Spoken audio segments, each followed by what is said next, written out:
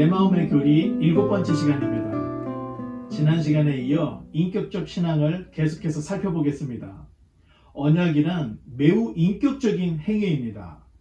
언약이라는 말이 말로써 약속을 한다는 뜻이고 최소 두 인격체 간의 계약이기 때문에 언약 자체가 인격적일 수밖에 없습니다. 짐승들은 비록 경이롭고 아름답고 친근하지만 언약 관계를 맺을 수 없는 존재입니다. 언약을 체결할 만큼의 언어 능력 또 지능이 따라주지 않기 때문에 그렇습니다. 그러나 인간은 하나님과 언약을 체결할 수 있는 매우 존귀한 특별한 존재입니다. 그래서 인간만이 하나님의 형상으로 창조가 된 것입니다. 어찌 보면 하나님께서 사람을 자기 형상으로 창조하신 이유는 인격적으로 언약 관계를 맺기 위해서 창조하셨다, 이렇게 볼 수 있습니다. 이 계약의 내용에 따라 두 인격체 간의 관계가 결정이 됩니다.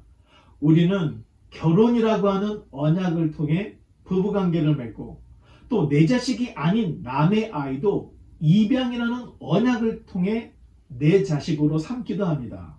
또 국가 간에도 두 나라가 조약이라는 언약을 통해 종종 관계를 맺기도 합니다.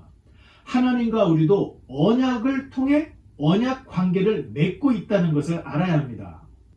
본디 언약이란 두 인격체 간에 맺는 계약이지만 때로는 강한 쪽과 약한 쪽이 맺는 봉신조약도 있습니다.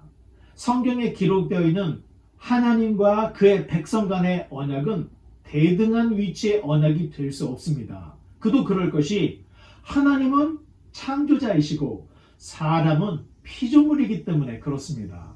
이 계약의 주도권은 당연히 창조주 하나님께 있습니다. 그렇다면 굳이 하나님께서는 사람과 언약을 맺을 필요가 없습니다. 그러나 하나님께서는 사람과 언약을 맺음으로 사람의 지위를 높여주셨습니다.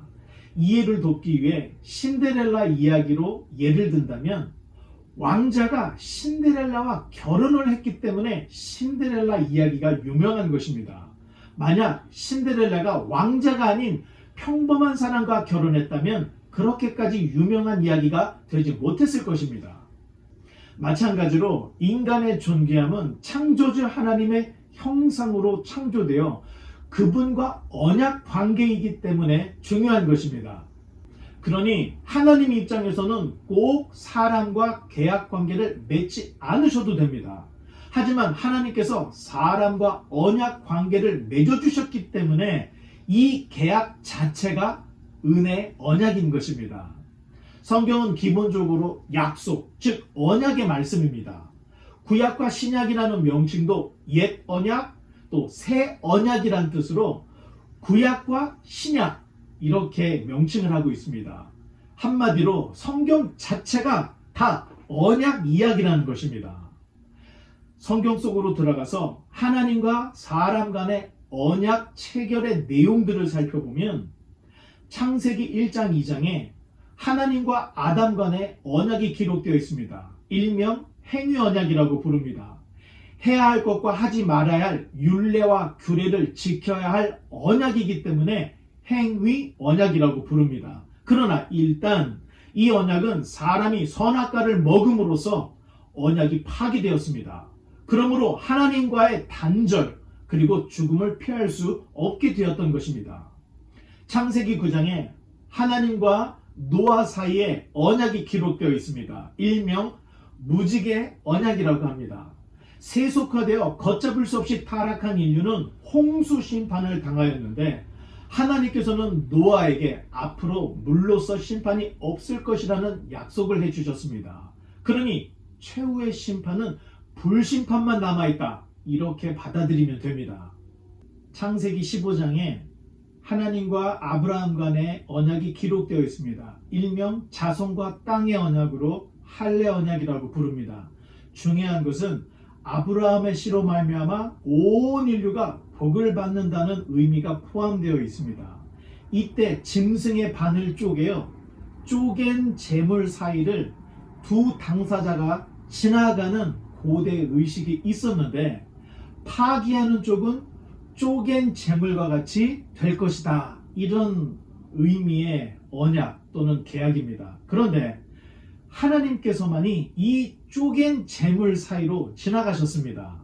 그래서 그런지 아브라함의 자손이 아무리 곁길로 간다 할지라도 하나님께서는 결코 그들을 지워버리지는 않으셨을 뿐만 아니라 결국 세상 끝을 기록한 요한계시록에도 구원받은 이스라엘 백성의 수를 계수하고 있는 모습을 우리에게 보여주고 있습니다.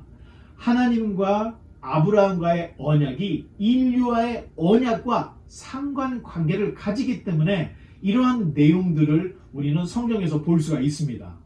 출애굽기 19장에 하나님과 이스라엘 백성 간의 시내산 언약이 또한 기록되어 있습니다. 이 언약은 피로 맺은 언약입니다. 이 언약은 이스라엘을 제사장 나라로 세우는 것인데, 제사장의 대표성과 생명을 상징하는 피로 맺어진 언약입니다. 시내산 언약은 메시아 그리스도에 대한 구체적인 언약이기 때문에 언약문으로서의 율법이 수요가 되었던 것이고, 언약의 증거로 성막이 계시되었던 것입니다. 사무엘하 7장에 하나님과 다윗 사이에 왕국 언약이 기록되어 있습니다. 그리스도가 세울 나라는 하나님의 다스림과 통치가 있는 왕국임을 보여주고 있는 언약입니다. 왕국의 언약은 다윗의 이름을 존귀케 하듯이 그리스도 예수의 이름이 존귀케 될 것이고, 또 예루살렘이라는 특정한 곳이 주목이 되듯이 하나님의 나라도 새 예루살렘으로 불러지고 그리스도께서도 다윗의 가문 안에서 탄생하실 것이 예언이 되어 있습니다. 예레미야 31장에 예레미야는 하나님과 그의 백성 사이에 새 언약을 기록하고 있습니다. 새 언약이란 하나님의 말씀이 백성의 마음에 새겨지는 것으로 말씀 되시는 그리스도가 성육신 하심으로 이루어지는 내용을 다루고 있습니다. 선지자들은 이것을 예언했고, 예수님께서도 6월절 저녁에 제자들과 마지막 만찬 자리에서 이 잔은 내 피로 세우는 새 언약이니 곧 너희를 위하여 붓는 것이라, 이렇게 말씀하심으로 새 언약의 시대를 활짝 여셨습니다. 메시아 그리스도 예수께서는 십자가 위에서 다 이루었다, 이렇게 말씀하심으로 하나님이 사람에게 하신 이 모든 언약이 십자가에서 다 이루어졌던 이야기를 예수님께서 우리에게 말씀으로 남기셨던 것입니다. 성경의 언약은 예수 그리스도를 통해서 다 이루어졌습니다.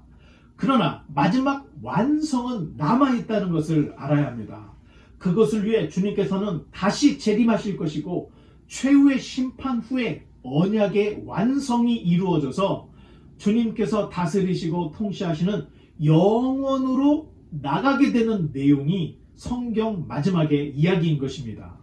참 놀라운 것은 하나님과의 언약은 하나님께서 주도하셨지만 그 언약의 이양은 매우 강제적이지 않다는 것입니다.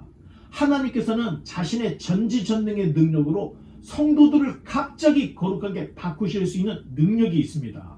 그러나 절대로 그런 일은 없습니다.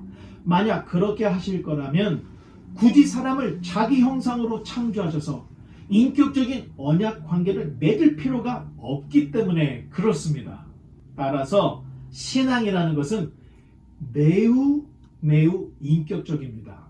하나님께서는 전도의 방법으로 듣고 믿어 그의 백성을 돌아오게 하십니다. 철저히 하나님의 말씀을 통해 하나님이 어떤 분인가, 왜 인간이 저주에 빠졌으며 그리스도가 필요한가, 이런 것들을 알고 믿어 돌아오게끔 하나님은 이러한 인격적인 방법을 사용하신다는 것입니다. 그러니 교회와 성도들이 집중해야 할 사명이 성경과 교리를 바르게 아는 것이라는 것입니다. 바르게 알아야 섬기는 것도 제대로 하고 전도도 제대로 할 수 있고 신앙생활도 제대로 할 수 있기 때문에 그런 것입니다. 이제 언약의 말씀인 성경을 어떻게 하면 효과적으로 읽을 것인가? 성경을 읽는 방법에 대해 함께 나누는 성경 7번 읽기, 그리고 성경을 직접 읽는 바이블 with me 스트리밍 영상을 추가하려고 합니다. 이 채널에 주목해 주시고 많은 참여와 좋아요, 구독 부탁드립니다. 감사합니다.